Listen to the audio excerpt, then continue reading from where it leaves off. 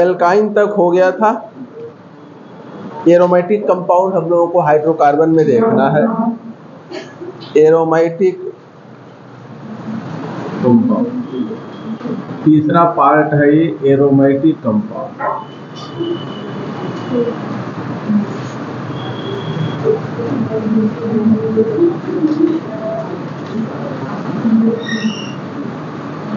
Aromatic compound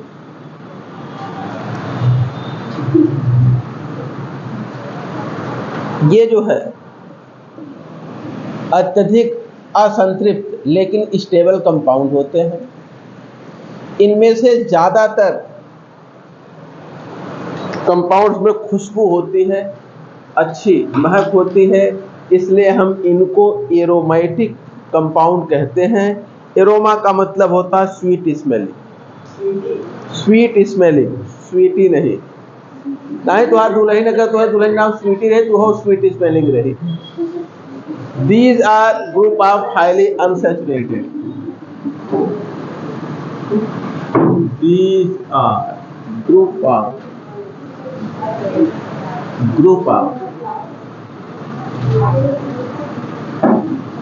highly unsaturated.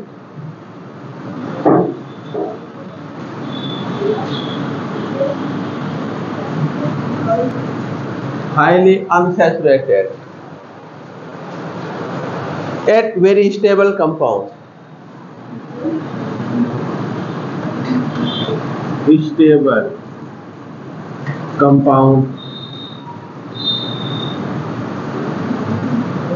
अत्यधिक असंतृप्त फिर भी स्थायी यौगिक होते हैं। अनसैचुरेटेड स्टेबल कंपाउंड ये होते हैं। Most of them possess pleasant odor. Most of them possess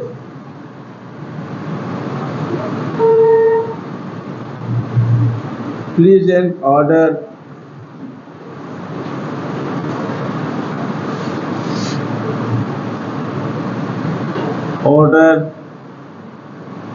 इसलिए इनको हम क्या कहते हैं? Aromatic. Hence called as aromatic compound.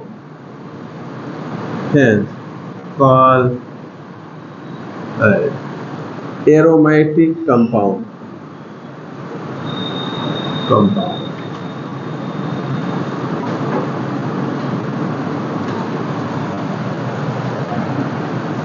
Aroma का मतलब होता है, ग्रीक शब्द है स्वीट स्मेलिंग।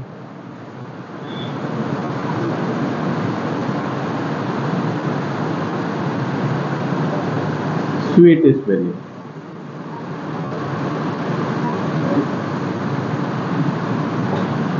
स्वीट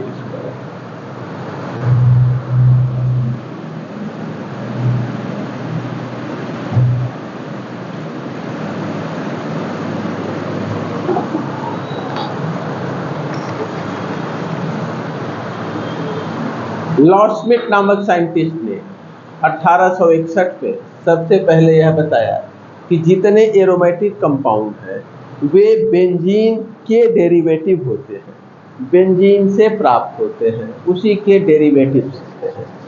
अगला पॉइंट, लॉर्ड स्मिथ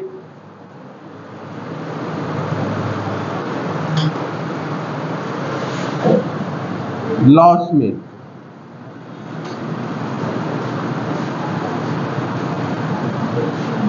1861 इन्होंने सबसे पहले यह बताया, pointed out that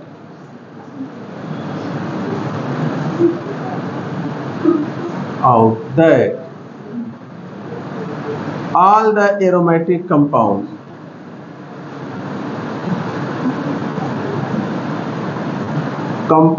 are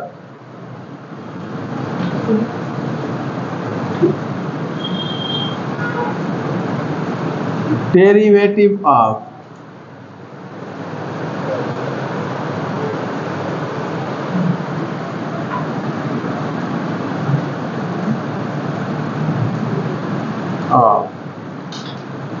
hydrocarbon, benzene, benzene के व्युत्पन्न है। साइक्लिक हाइड्रोकार्बन है, साइक्लिक हाइड्रोकार्बन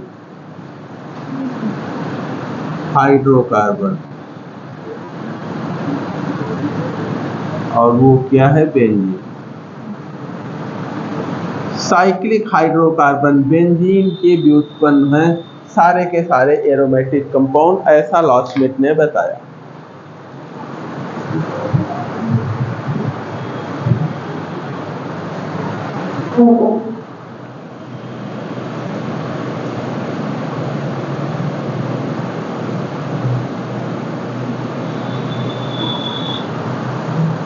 वर्तमान में जो शब्द बेंजीन एरोमेटिक है, एरोमेटिक शब्द का दायरा केवल बेंजीन या उससे व्युत्पन्न यौगिकों तक सीमित नहीं है, बल्कि वो अब विस्तारित है। जो non benzenoid aromatic compound, non benzenoid compound है, उनको भी एरोमेटिक के अंतर्गत हम रखते हैं। तो अगला point,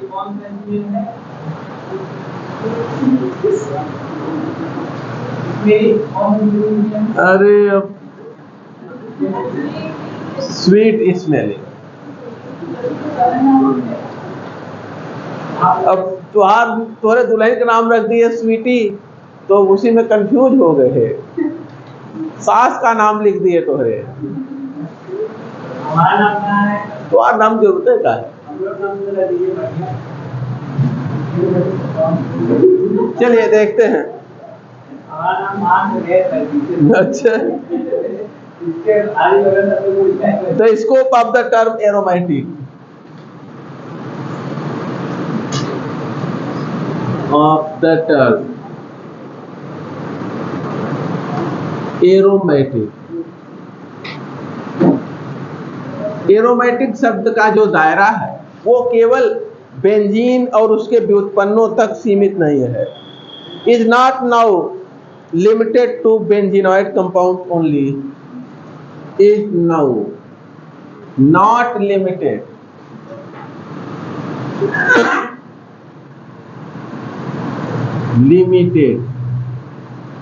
to benzenoid compounds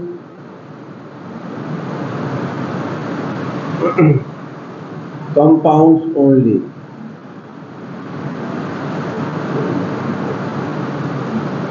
benzenoid यौगिकों तक ही केवल सीमित नहीं है, but also include non-benzenoid, but also include non-benzenoid.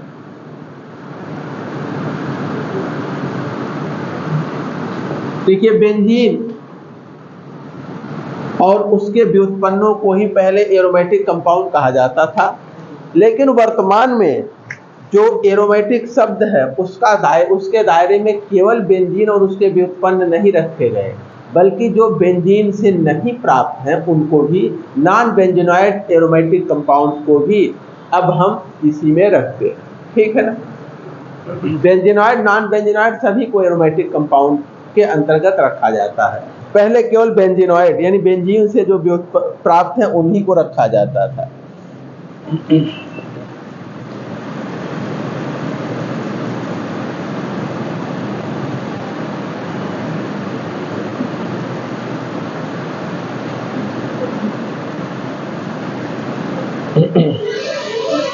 जो नॉन बेंजीनॉइड कंपाउंड होते हैं वो क्या होते हैं? उनमें बेंजीन रिंग नहीं होता, लेकिन एरोमेटिक कैरेक्टर उनमें भी होता है। एक line, non benzenoid compounds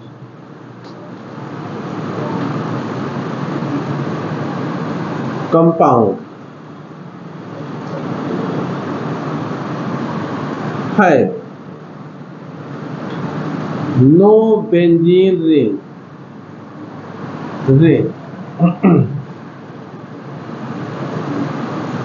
but they possess aromatic character.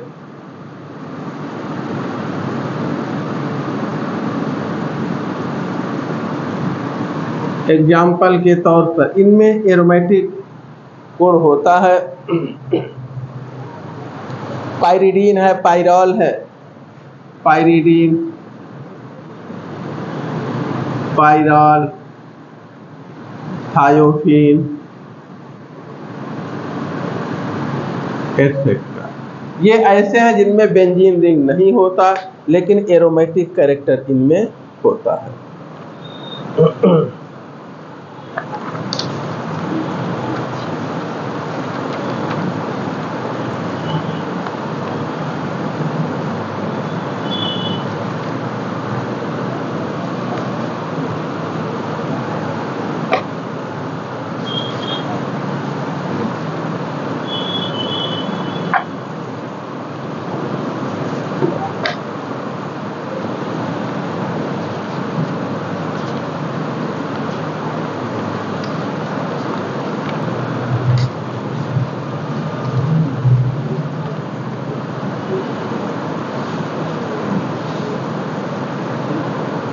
चलिए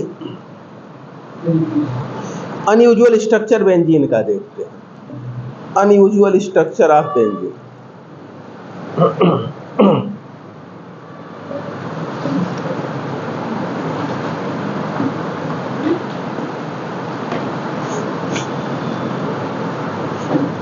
मिटा दे।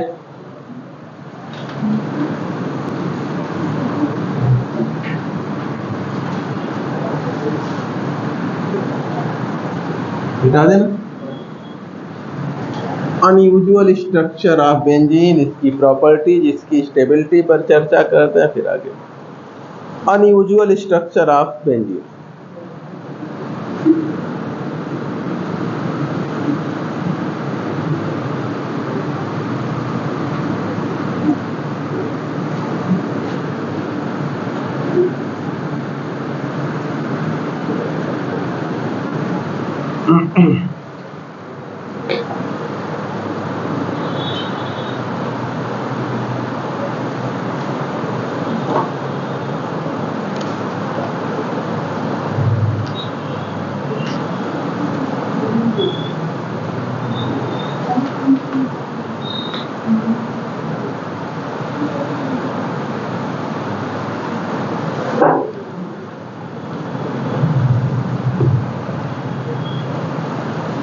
देखिए, अगर हम कार्बन कार्बन डबल और सिंगल बॉन्ड को देखें तो डबल बॉन्ड और सिंगल बॉन्ड, इसमें जो डबल सिंगल बॉन्ड है उसका बॉन्ड ऑर्डर एक है, बॉन्ड लेंथ 1.48 एंगस्ट्रॉम है। सिंगल बॉन्ड, ठीक है, बॉन्ड ऑर्डर यहां पर 1 है, बॉन्ड लेंथ ये 1.48 एंगस्ट्रॉम है। और जो डबल बॉन्ड है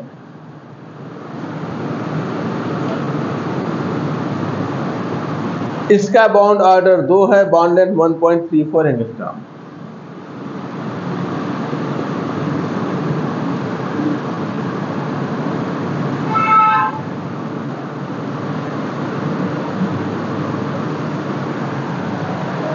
ये ब्यूटाडाइन में है, ठीक है, ब्यूटाडाइन।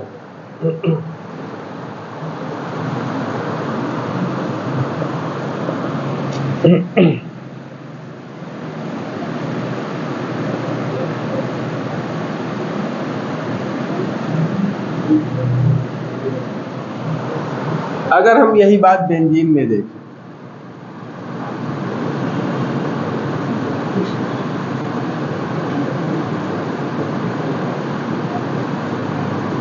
बेंजीन में देखें तो इनमें जो डबल बॉन्ड है और सिंगल बॉन्ड, सारे के सारे बॉन्ड की लेंथ 1.397 एंगस्ट्रॉम है। डबल बॉन्ड और सिंगल बॉन्ड, इन दोनों का बॉन्ड लेंथ एक समान है, 1.397 एंगस्ट्रॉम, यानी 1.4 के आसपास। इससे छोटा और इससे बड़ा, सारे दोनों बॉन्ड एक समान है। और बॉन्ड ऑर्डर 1.5 का आता है।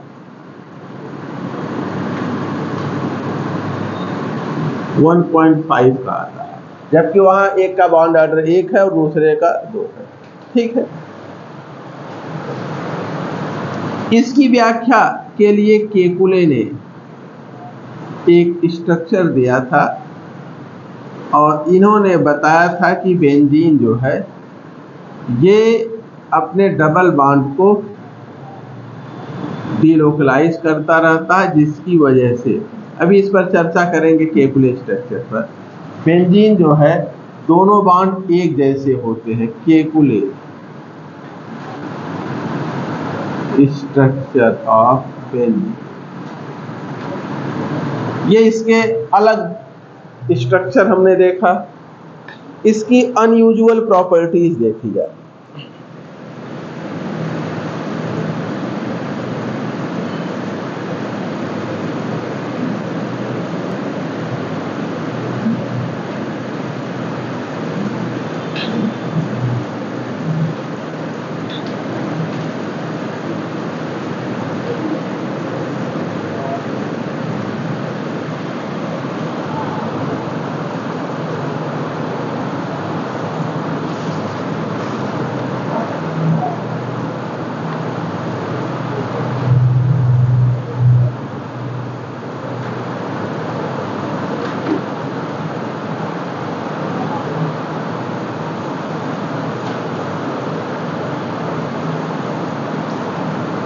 अनयूजुअल प्रॉपर्टी जिसकी देखी जाए।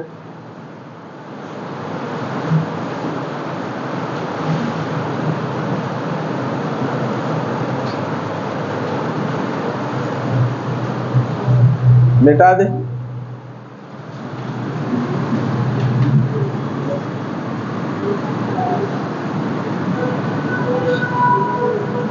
अनयूजुअल प्रॉपर्टीज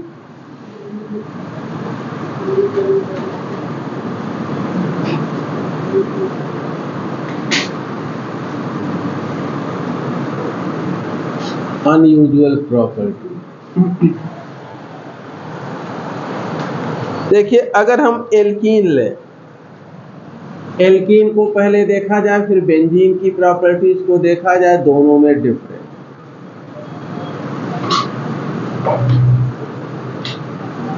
एल्कीन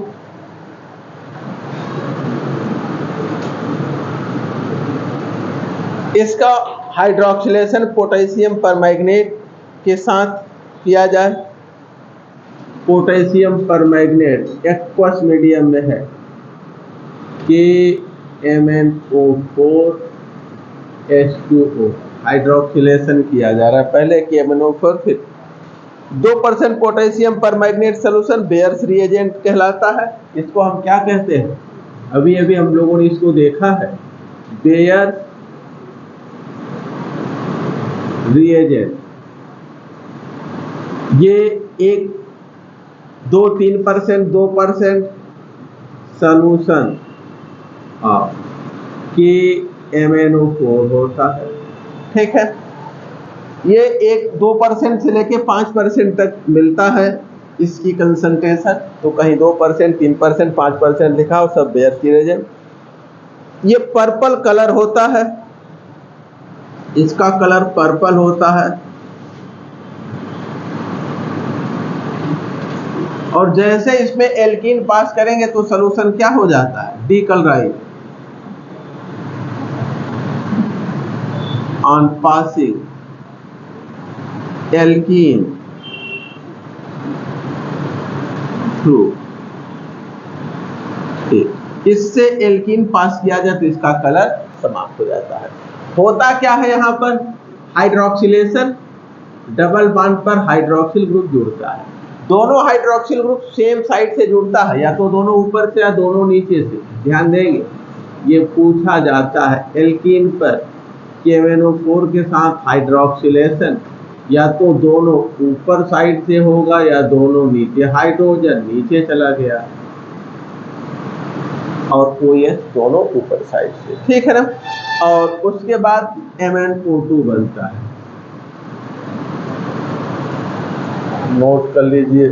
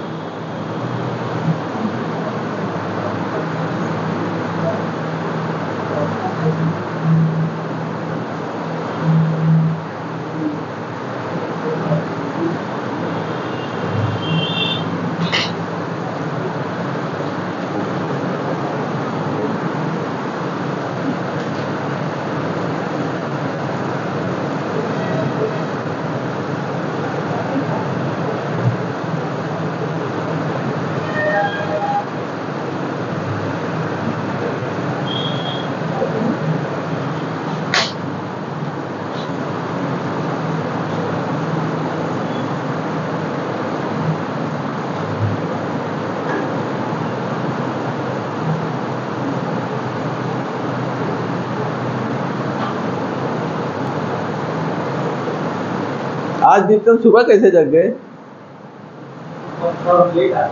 हैं? सुबह तो नहीं आते हो यार कभी। अच्छा, हो गया। देखिए, अगर आप इस यहाँ बेंजीन ले लीजिए, अब एल्कीन की जगह आप क्या कर दीजिए, बेंजीन, और फिर मिटा देना। फिर alkaline KMnO 2% potassium permanganate solution में इसको पास करिए तो कोई रिएक्शन नहीं होता। एल्कीन तो रिएक्शन किया, लेकिन बेंजीन क्या करेगा, नो रिएक्शन, और कलर चेंज नहीं होगा, इसका कलर चेंज नहीं होगा, नो चेंज इन कलर।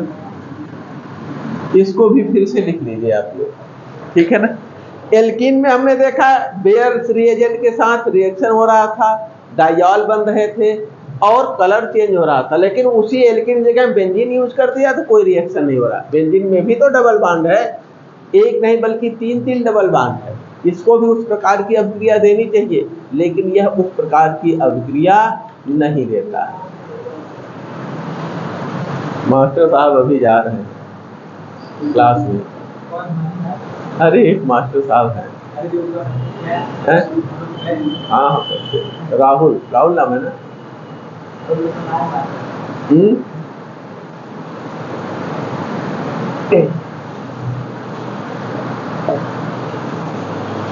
एक चीज तो आप मान लीजिए, चाहे जिस बौद्धिक स्तर पे हो आप, लेकिन यदि आप समय के पाबंद नहीं है तो आप सफल होंगे, इसकी कोई गारंटी नहीं।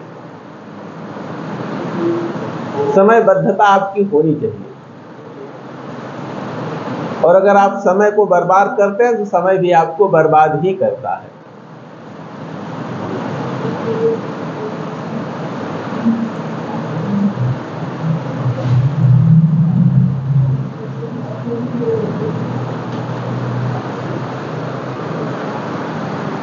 अगला देखिए,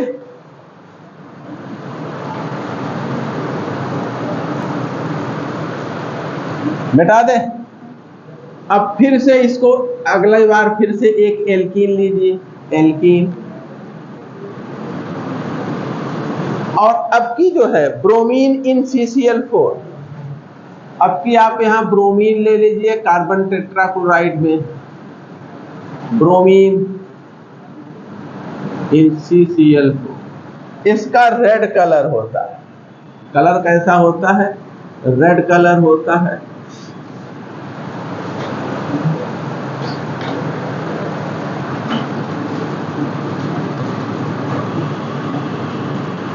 और अब की जो रिएक्शन होगा वो उसमें जो प्रोडक्ट मिलेगा 1 2, दोनों कार्बन पे ब्रोमीन जुड़ेंगे, इसका एडिशन कैसा होगा, सिस होगा कि ट्रांस होगा, दोनों ब्रोमीन सेम साइड से जुड़ेंगे कि दोनों ब्रोमीन विपरीत दिशा से जुड़ेंगे, कौन बताएगा। ब्रोमीन और ब्रोमीन, H और H, एक ब्रोमीन ऊपर तो एक ब्रोमीन नीचे, एक H नीचे तो एक H, ठीक है। और यहां पर जो है इस प्रकार से रिएक्शन हुआ और कलर डिसअपीयर हो जाएगा।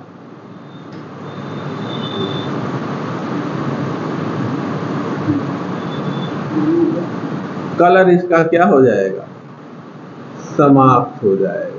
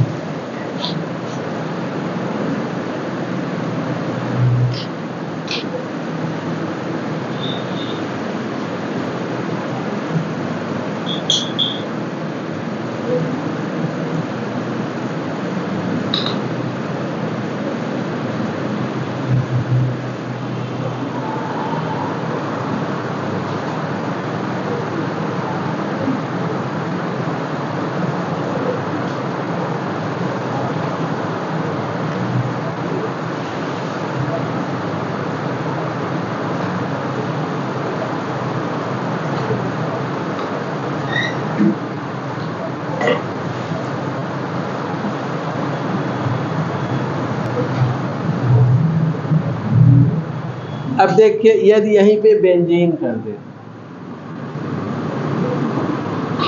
लिख लिया है ना, बेंजीन लिया जाए तो अब की बना लिया ना, बेंजीन लेने पर कोई रिएक्शन नहीं होता है, नो रिएक्शन, और कलर में कोई चेंज नहीं होता, no change in colour, colour में कोई चेंज नहीं होता, ठीक।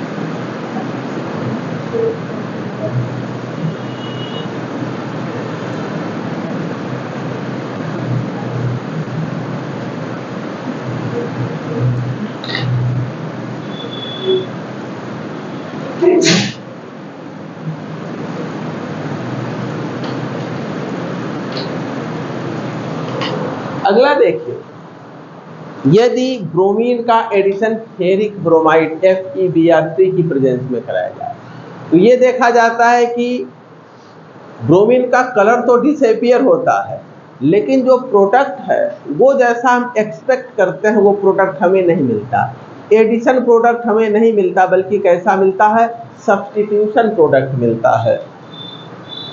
अगला पॉइंट, यानी ये बेंजीन के अलग अनयूजुअल बिहेवियर है, इसकी प्रॉपर्टी जो है सामान्य एल्कीन से हट के हम देख रहे हैं, मिटा दें।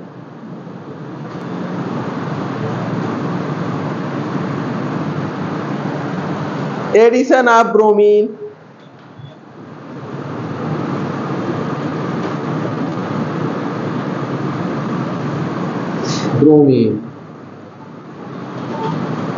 in presence of FeBr3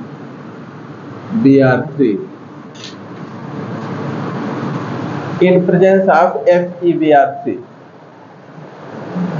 causes the bromine color to disappear, bromine का कलर डिसअपीयर हो जाता है, bromine colour to disappear, bromine के कलर को समाप्त कर देता है, बट हमें जो एक्सपेक्टेड प्रोडक्ट है वो नहीं मिलता, but Expected addition of bromine on double bond does not take place, but expected addition of bromine to double bond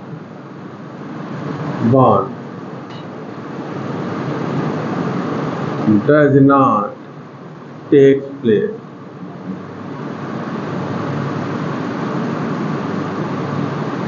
जो एक्सपेक्टेड हम प्रोडक्ट की बात करते हैं कि डबल बॉन्ड पे ब्रोमीन जुड़ेगा, ऐसा होता नहीं, बल्कि क्या होता है, सब्स्टिट्यूशन होता है।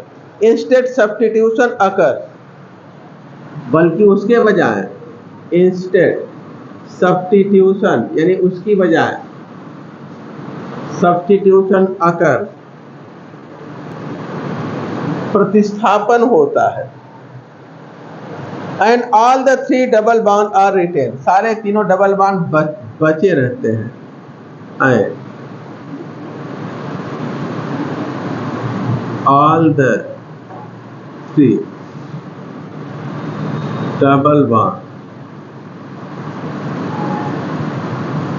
Are retain.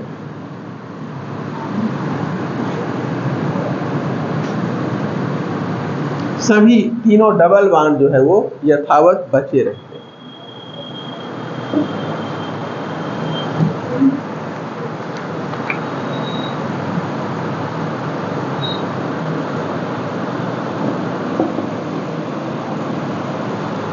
अगर हम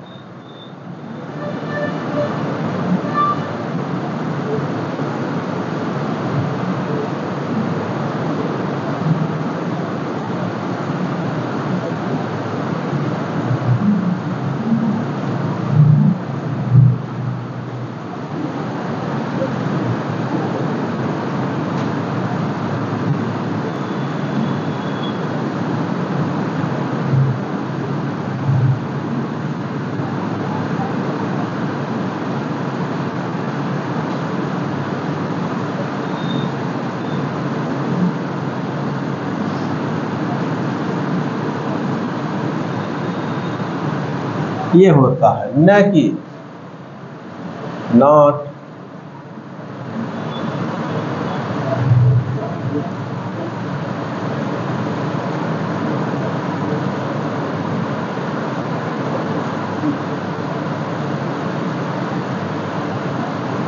इस प्रकार का नहीं होता, यानी एडिशन नहीं होता बल्कि क्या होता है, सब्स्टिट्यूशन। एडिशन नहीं होता बल्कि क्या होता है, सब्स्टिट्यूशन होता है, यहाँ प्रतिस्थापन हो रहा है।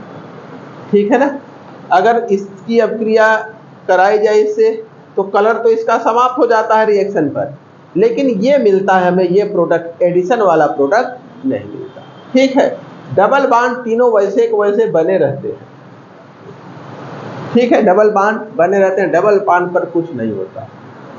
तो ये बेंजीन के अब सामान्य व्यवहार रहे। अगला देखते हैं इसकी स्टेबिलिटी, अनयूजुअल स्टेबिलिटी।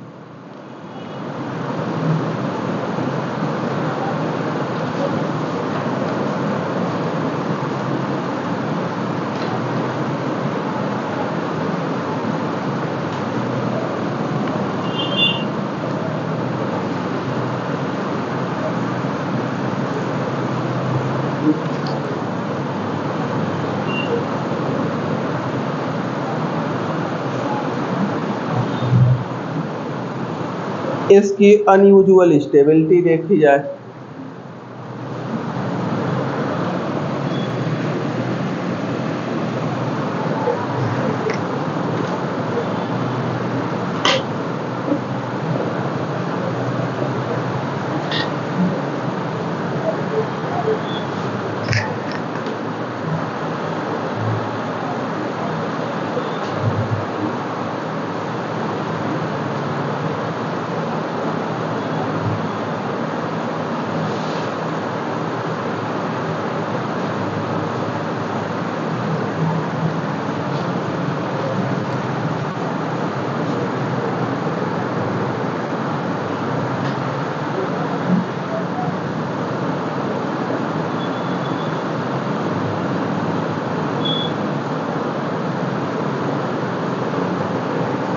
मिटा दें।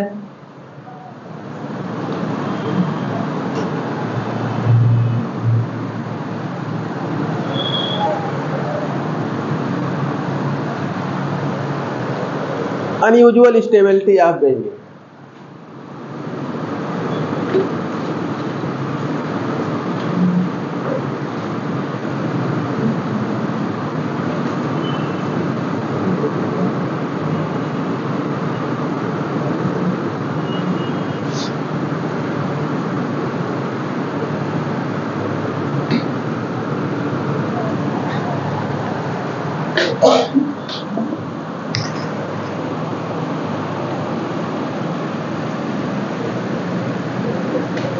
देखिए बेंजीन में डबल बॉन्ड तो है एल्कीन की तरह, लेकिन यह एल्कीन जैसा योग अभिक्रिया एडिशन रिएक्शन नहीं देता है, जिससे यह स्पष्ट होता है कि यह इसके जो इसकी स्टेबिलिटी, यह जो है अलग तरीके की स्टेबिलिटी इसमें है, अनयूजुअल स्टेबिलिटी है। एल्कीन लेस स्टेबल है, बेंजीन मोर स्टेबल, इसलिए एल्कीन में एडिशन हो जाता है और उसी परिस्थिति में बेंजीन में एडिशन नहीं होता है। एल्कीन का पाई बॉन्ड सरलता से टूट जाता है, बेंजीन का पाई बॉन्ड सरलता से टूटता नहीं है। तो पहला पॉइंट यही नोट करिए। Unlike benzene alkene, unlike alkene, alkene से इतर benzene do not undergo addition,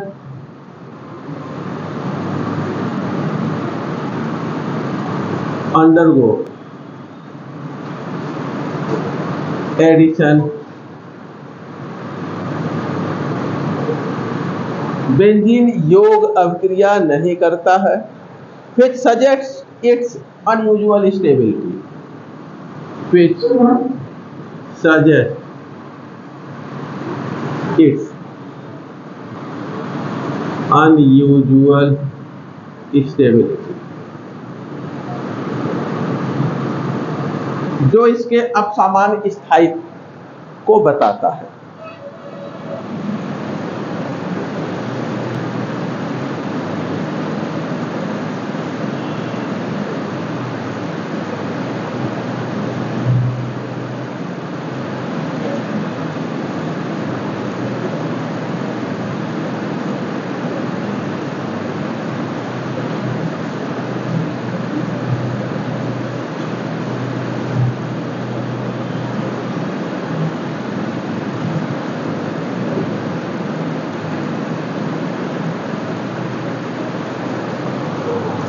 ठीक है ना। अब कुछ प्रमाण देखा जाए, नीचे मिटा दें इस अनयूजुअल स्टेबिलिटी को लेकर के।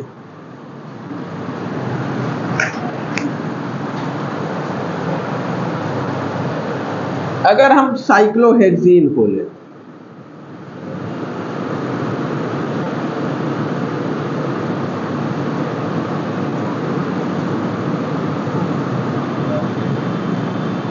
साइक्लोहेक्सीन, इसका हीट ऑफ हाइड्रोजनेशन जो है 120 किलो जूल पर मोल होता है। हीट ऑफ हाइड्रोजनेशन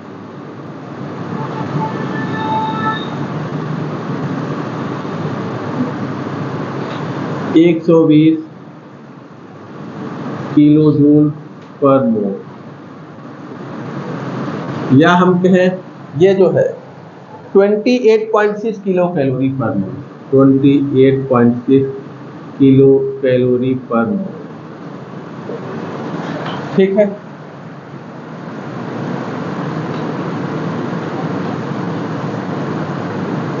अगला देखा जाए,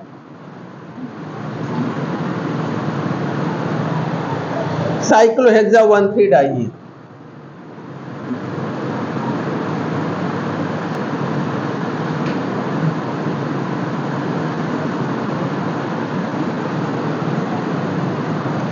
इसका हीट ऑफ हाइड्रोजनेशन जो है अगर हम देखें तो कितना है, हीट ऑफ हाइड्रोजनेशन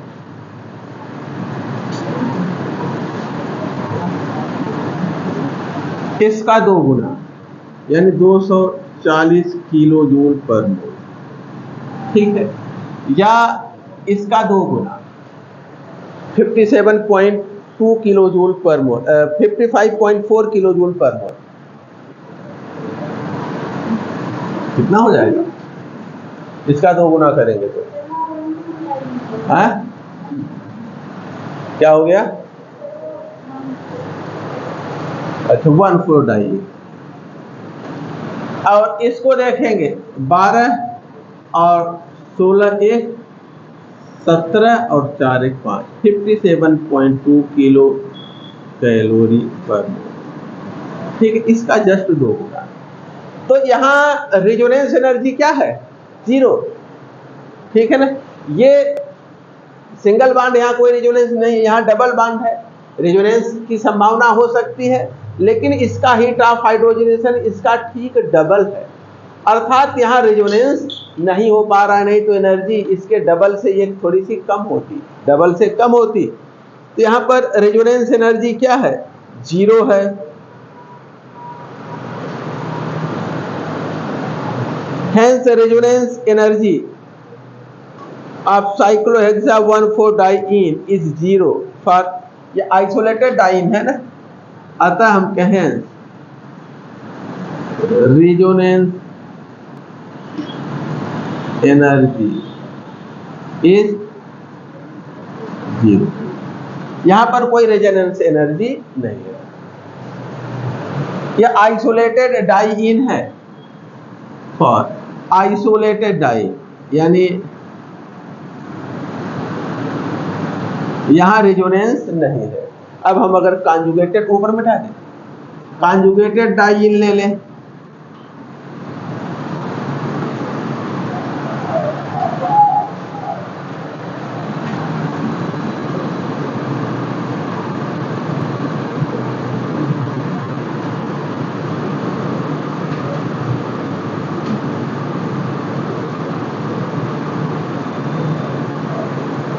इसका हीट ऑफ हाइड्रोजनेशन देखा जाए तो ये जो है 232 kilo joule per mole heat of hydrogenation.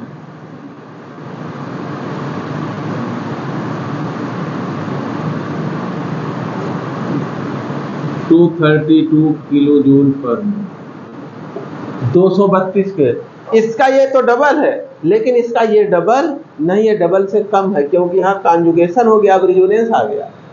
ठीक है ना, यानी 55.4 किलो कैलोरी पर मोल, ये हो जाएगा 55.4 किलो कैलोरी पर मोल। ठीक है ना,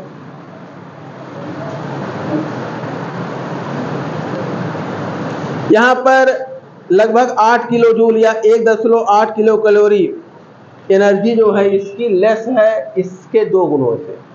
ठीक है ना, about 8 kilo joule per mole, या हम कहें 1.8 किलो कैलोरी पर मोल। ठीक है, एनर्जी कम है।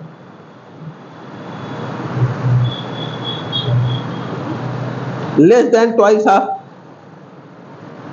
Less than twice of cyclohexane.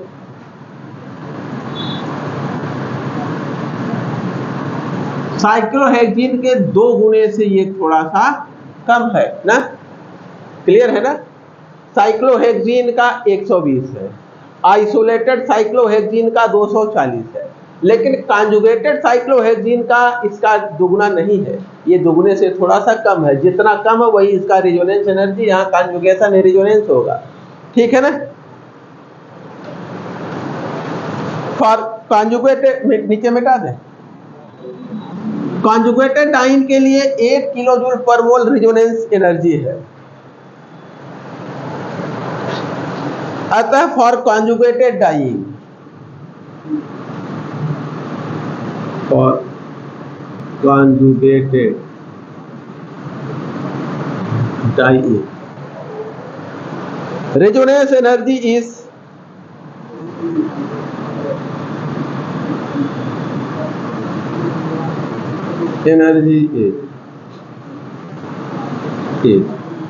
about 8 kilo joule per mole about 8 kilo joule per mole या 1.8 किलो कैलोरी पर मोल, ये रिजोनेंस एनर्जी, ठीक है ना।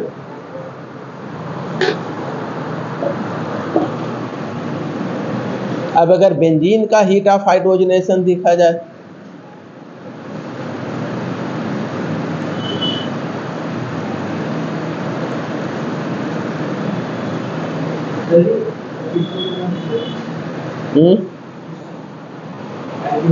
अच्छा,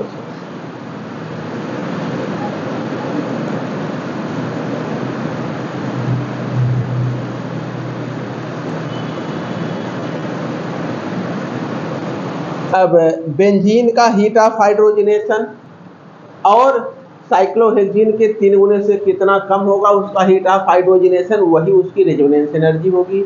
उसी रेजोनेंस एनर्जी के कारण उसमें अतिरिक्त स्टेबिलिटी होती है, और वही अतिरिक्त स्टेबिलिटी क्या कहलाता है? एरोमेटिसिटी। आधुनिक जो परिभाषा है एरोमेटिसिटी की, उसके अनुसार, ठीक है ना। अब महक से नहीं बल्कि उसके स्थायित्व से, ठीक है ना। स्वीटी बहुत अच्छी है इसका मतलब नहीं को मीठी मीठी महकती है, इसका मतलब वो दीपचंद की दुल्हन है इसलिए बहुत अच्छी है, ठीक है। बुढ़ापे में हमको चाय बना के देगी इसलिए बहुत अच्छी है।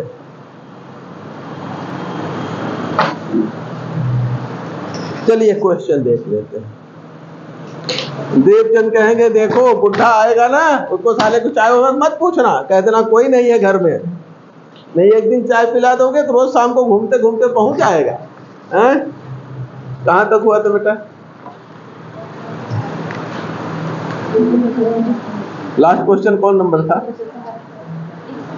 175। अच्छा,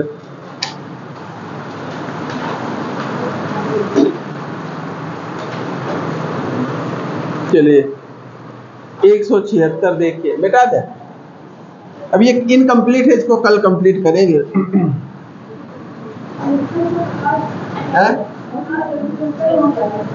क्या हो गया? 176 हो गया। अच्छा 178 देखिए, 178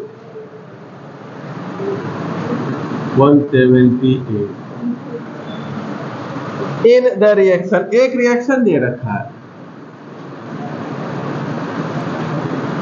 इसका हाइड्रोबोरेशन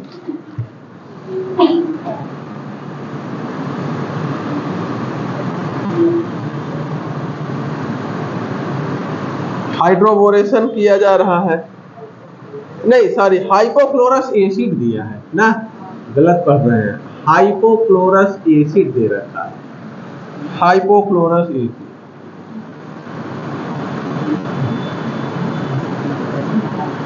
हाइपोक्लोरस एसिड कोई कंपाउंड M बन रहा है, फिर इसको R से रिएक्शन कराया जा रहा है, कोई रिएजेंट R है और इसमें CH2OH बन रहा है। तो ये क्या है देखिए, हाइपोक्लोरस एसिड HOCl होता है, ठीक है ना। ये टूटता है तो इसकी इलेक्ट्रोनेगेटिविटी ज्यादा है, तो इस पे नेगेटिव, इस पे पॉजिटिव चार्ज। जब ये टूटेगा तो ये क्या कहलाएगा? इलेक्ट्रोफाइल। और ये क्या कहलाएगा? न्यूक्लियोफाइल। इलेक्ट्रोफाइल और न्यूक्लियोफाइल, कोई दिक्कत? तो यहाँ पे हमें क्या मिलेगा? CH2Cl CH2OH, ये मिलेगा, ठीक है ना। आगे जो है OH आ रहा है, इसका मतलब कि हम जो है क्या लेंगे? OH Cl हट रहा है ना, नाभिक से नहीं प्रतिस्थापन है, या तो हम एक्वस KOH ले लें,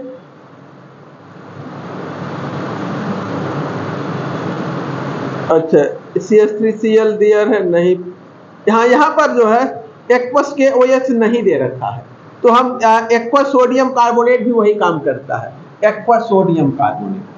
अब इससे हमें जो है इस कंपाउंड से ये कब मिलेगा? जब हम यहाँ रिएजेंट क्या लें? एक्वस Na2CO3, ये भी जलीय माध्यम में ट्वाइस NaOH प्लस H2CO3 देता है। ठीक है, एक्वस NaOH या एक्वस KOH लीजिए तो यहाँ से Cl हट जाएगा, OH जुड़ जाएगा। क्लियर है, बना दीजिए। तो M क्या है, CH2Cl CH2OH, और R क्या है, एक्वस Na2CO3। ठीक है ना।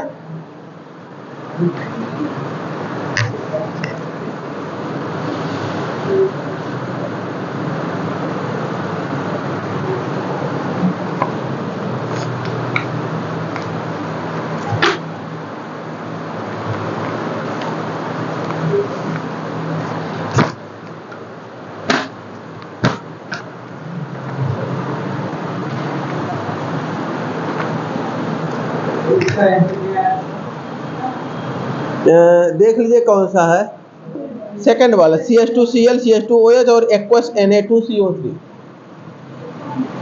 है। हाँ, अभी आज स्वीटी के चक्कर में पड़ा है, स्वीटी स्वीटी स्वीटी इनके नजर आ रहा, हर जगह स्वीटी दिख रहा है।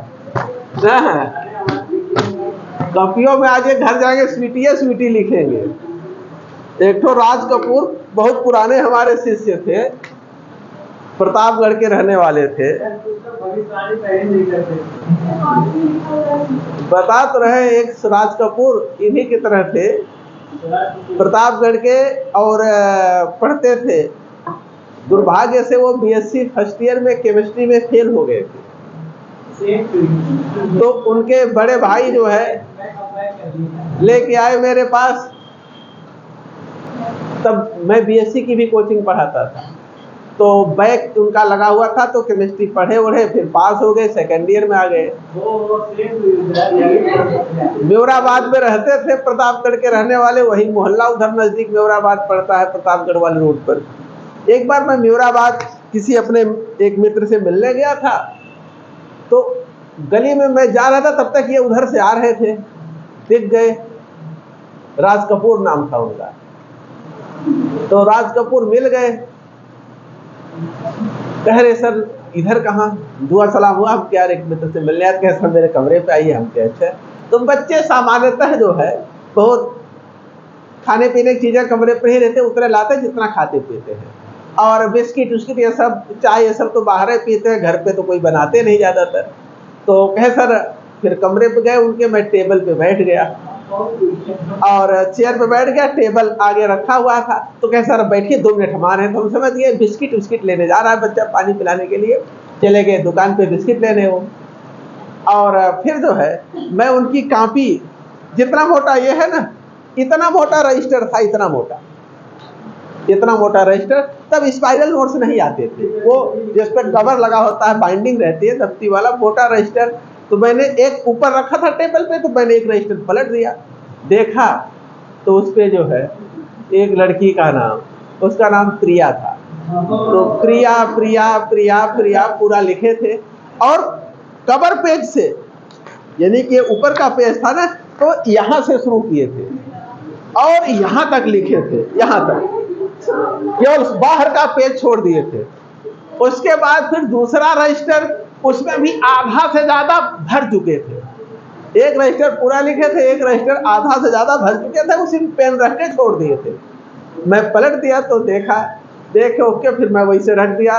लेकिन उनको डाउट हो गया कि यार ये बैठे हैं गुरुजी, देखे जरूर होंगे, जल्दी जल्दी भाग के आए और समझ गए। पहले मैं बहुत खुरापाती था, जब ये तो धीरे धीरे उम्र के साथ थोड़ी गंभीरता आ गई, उम्र के साथ काफी गंभीरता आ गई है, लेकिन पहले मैं बड़ा खुरापाती था। तो राज कपूर जो, हमने कहा बेटा, तो राज कपूर समझ गए कि सर देख जरूर लिए होंगे। फिर उसके बाद लगे अपने आप सफाई देने। तो हमने कहा यार कोई बात नहीं, ऐसा होता है, सभी लोग के साथ ऐसा होता है, कोई नई बात नहीं कि तुम्हारे साथ एक्सेप्शनल कुछ हो गया, ये तो नेचुरल है, ये कोई बात नहीं। फिर उनके यहाँ चाय पानी पिए, फिर चले आए। फिर जब थोड़ा सा हमारा उनका एक बातचीत हो गई भाई, अलग हटके पर्सनल बातें कमरे पर, तो आए कोचिंग पे। तो कहे सर एक समस्या है। हम कहे क्या? जो कोचिंग की काउंसलर थी उनसे रोज पैसा मांगती थी, फीस जमा करो, फीस जमा करो। एक किस्त दिए थे, 3 बार में देने की बात हुई थी, दूसरी अपने घर से पैसा मांग के लाए थे। हम 2002-3 की बात बता रहे हैं। तब 3000 रुपये फीस ही होती थी बीएससी की 1 साल की, एक मैथ की, एक फिजिक्स केमिस्ट्री की, और मैथ की 1-1 हज़ार लगता था। तो 1000 दिए थे, अगला 1000 और देना था।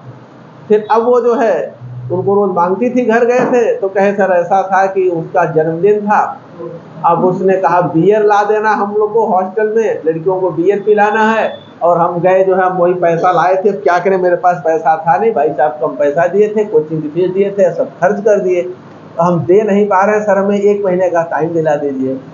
तो हमने कहा अब खर्च कर दिए हो तो कोई बात नहीं है, वो 1000 हम दे देंगे, जमा कर देना, अब बाकी तीसरी किस्त तुम घर से मांग के लाना, दे देना, नहीं तो फिर जो है घर पे पता चलेगा तो तुम मारो खाओगे। तो फिर हमने कही नहीं सर आपको नहीं देना है, हम दे देंगे 500 करके। हमने कहा अच्छा कोई बात नहीं, तो 500 करके वो फीस दिए। फिर अगले रात तीसरी किस्त दिए। तो देवचंद भी आज वही पी से एस पे आ जाएंगे। चलिए देखते हैं।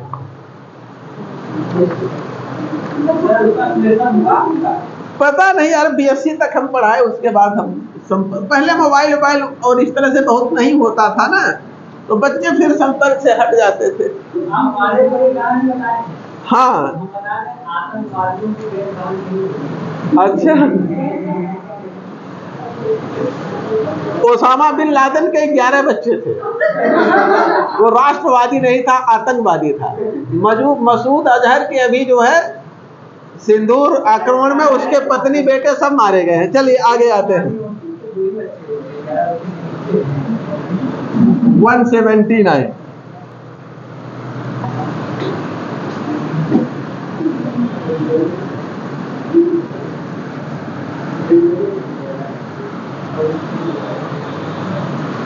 इसमें प्रोडक्ट क्या बनेगा आप लोगों को बनाना है।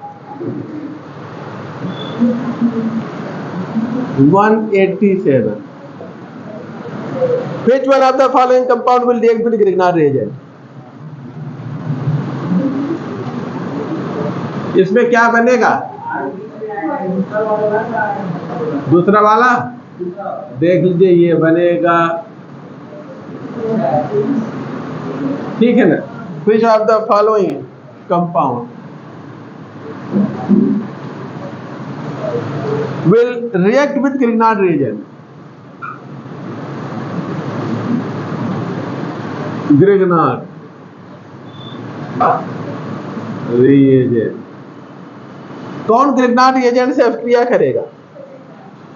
जिसमें एसिडिक हाइड्रोजन, ठीक है ना। सेकंड वाला देखिए, टर्मिनल एल्काइन कैसे होते हैं? एसिडिक होते हैं। ये ग्रिग्नार्ड रिएजेंट यानी ये एसिडिक होता है। ग्रिग्नार्ड रिएजेंट से रिएक्शन करके RH + CH3 CH2C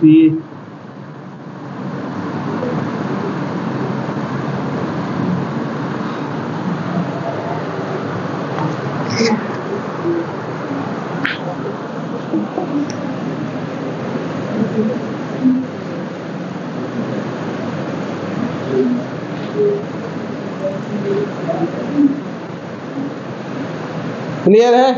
दूसरा वाला रिएक्ट करेगा, एल्केन देगा और ये साल्ट मिलेगा। क्वेश्चन नंबर 188 देखिए, हो गया है, देख लीजिए, मिटा दे। 188 में रिएक्शन है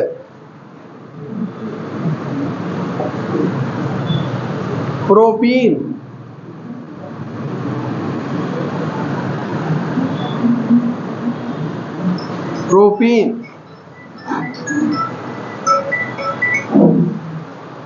इसका क्लोरीनेशन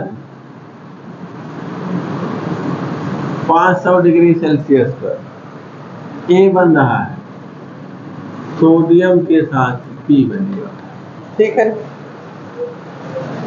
तो A और B क्या है? देखिए क्लोरीनेशन करेंगे तो हमें मिलेगा CH2 double bond CH CH2 CH ना।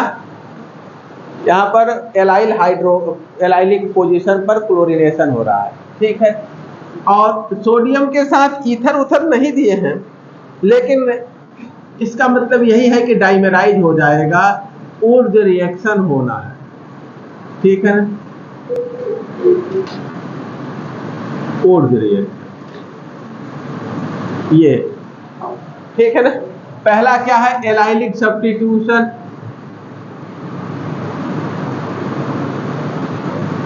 और दूसरा क्या है, ऊर्ज रिएक्शन।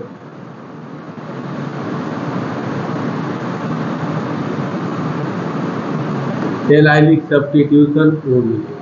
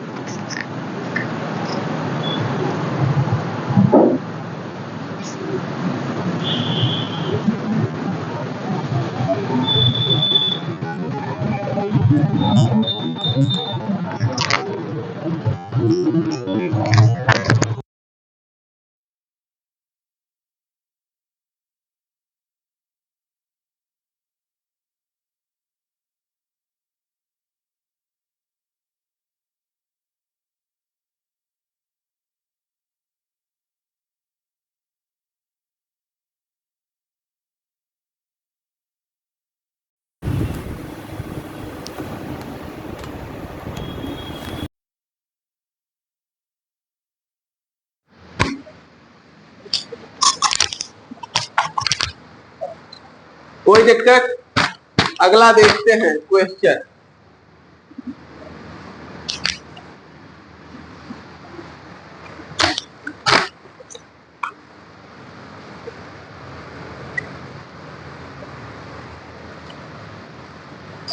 वन 189 देखिए।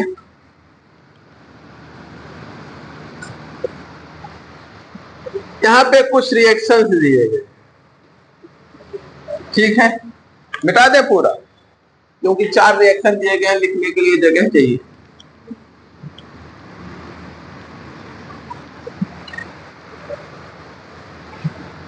पहला CH3 CH डबल बॉन्ड,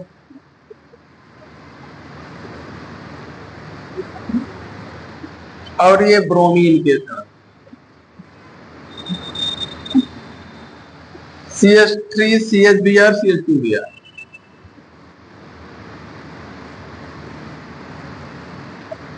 ठीक है। दूसरा CH2 plus SOCl, CH3 2Cl CH2Cl, हाँ CH2 हो गया। तीसरा CH3 CH double bond CH2 HCl peroxide, और ये CH3 CH2 CH2 दिया, ठीक है। और चौथा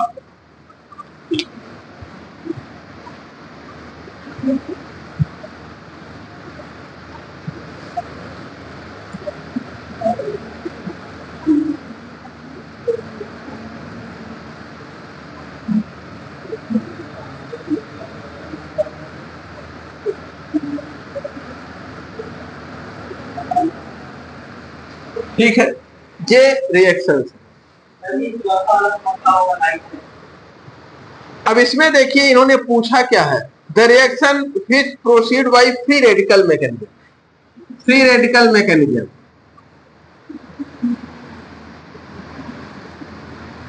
फ्री रेडिकल मैकेनिज्म किसका?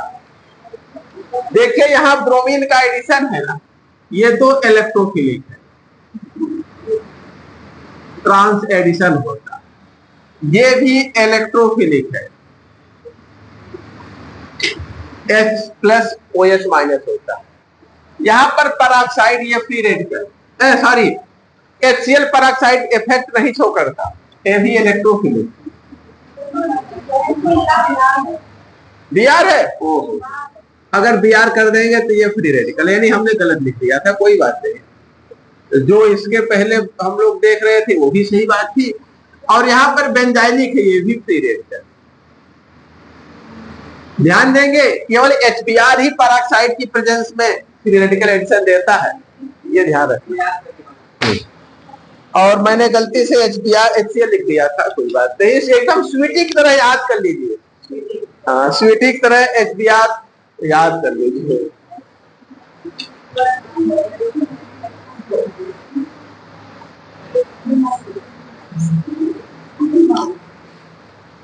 पता लगा स्वीटी आते ही मिर्ची बन जाए। और दीपचंद भागे भागे फिर रहे हैं, फोन कर रहे हैं, गुरु जी कहा बता दिया कर, फंस गए, बड़ी दिक्कत है, तो बहुत खतरनाक दुल्हन मिल गई है, रोज डांटती मारती है हमको।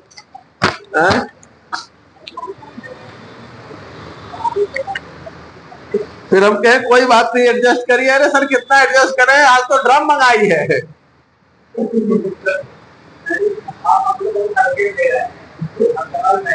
बेटा जो एकदम कोबरा सांप होता है ना, वो भी जब घर में जाता है पत्नी के पास तो ऐसे ऐसे नहीं चलता, फिर सीधे सीधे चलता है, उसकी भी टेढ़ी चाल सीधी हो जाती है।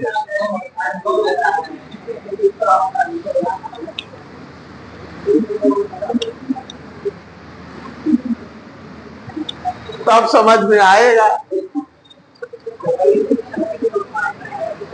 चलिए अगला देखते हैं, 190। 2-bromopentane is heated with potassium ethoxide in ethanol. 2-bromopentane,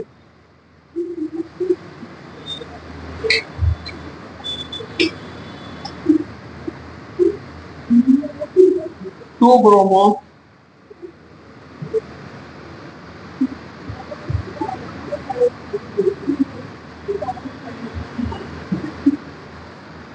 इसको जो है गर्म किया जाए पोटेशियम एथॉक्साइड के साथ, पोटेशियम एथॉक्साइड एथेनॉल,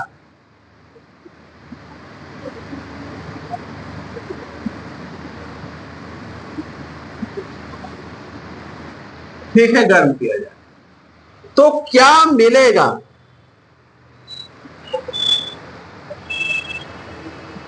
बोलिए भाई। ये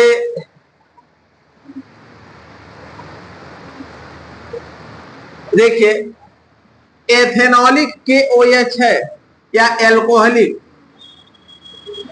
KOH लेंगे तो इसमें क्या होता है, एथेनॉल प्लस KOH, और इसमें क्या होता है CH3CH2O प्लस CH3CH2OH, तो ये डिहाइड्रोहाइलोजिनेशन होगा, एल्कीन मिलेगा। अगर यही ईथर होता ना तो विलियमसन सिंथेसिस हो जाता, तब हमें ईथर मिलता है, यहां क्या मिलेगा, एल्कीन।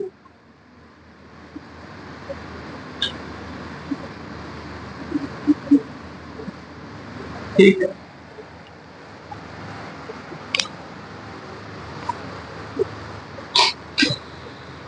90, 190।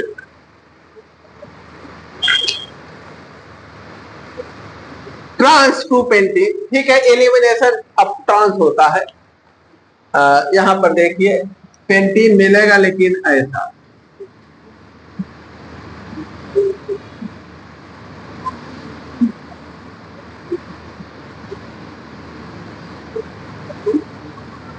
ठीक है, ट्रांस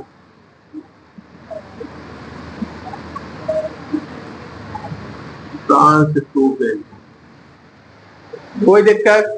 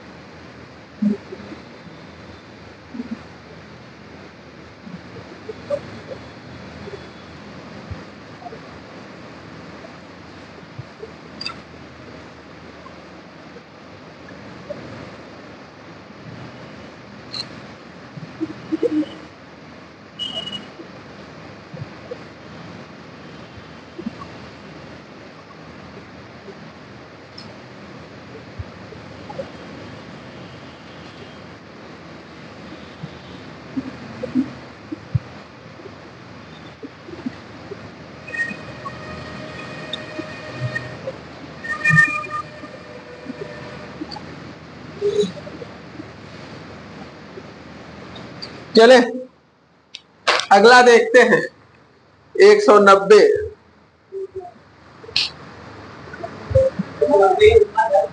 हाँ 190 हो गया ना। चलिए अब इसी पे रोकते हैं, यहां से टाइम हो गया, अब 190 के बाद कर